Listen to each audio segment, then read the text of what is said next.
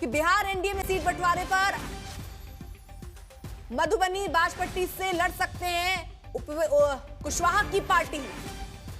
Ujiarpur Dinara seat भी कुशवाहा के पास है। यानी अब देखिए, स्वाभाविक नजर आता है कि जब सीटों पर, यानी आप ये तय कर चुके हैं कि कौन कितने सीटों पर चुनाव में उतर रहा है, तो उसके साथ ही साथ ये भी लगभग तय हुआ होगा कि कौन किस सीट से चुनाव लड़ेगा, कहां किसके कौन से उम्मीदवार होंगे। क्या बिहार एनडीए में सीट बंटवारे पर आलम से बड़ी खबर ये आ रही है, जहां पर अब ये बताया जा रहा है कि कौन कौन से वो क्षेत्र जहां से चुनाव में ताल ठोकेंगे उपेंद्र कुशवाहा के उम्मीदवार। बिहार एनडीए में सीट बंटवारे पर बड़ी खबर, मधुबनी बाजपट्टी से लड़ सकती है कुशवाहा की पार्टी।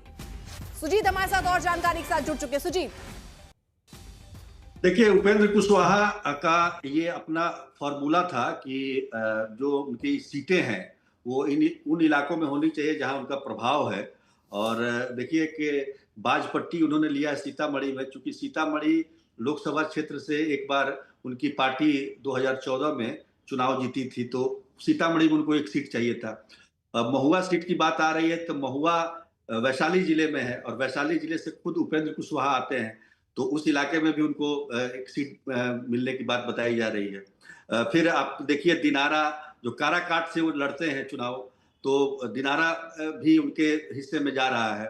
सासाराम भी उन्हीं के हिस्से में जा रहा है। तो इस तरह की खबरें जो आ रही है, तो मुझे लगता है कि उपेंद्र कुशवाहा ने जो इच्छा जाहिर की थी, हालांकि ये कहा जा रहा है कि वो 15 सीटें मांग रहे थे, लेकिन ये जो बैलेंस बनाया है वो एक तरह से बैलेंस दिखता है, क्योंकि उपेंद्र कुशवाहा जो बात कहा करते थे कि इन इन इलाकों में हमको सीट चाहिए, तो उस इलाकों में, और चूंकि ये कुशवाहा बहुल इलाका है, जो भी उन्होंने क्षेत्र मतलब दिखाया जा रहा है, जो भी नाम आ रहे हैं सामने विधानसभा के, तो वो कुशवाहा बहुल क्षेत्र है और इनका प्रभाव भी है अच्छा खासा।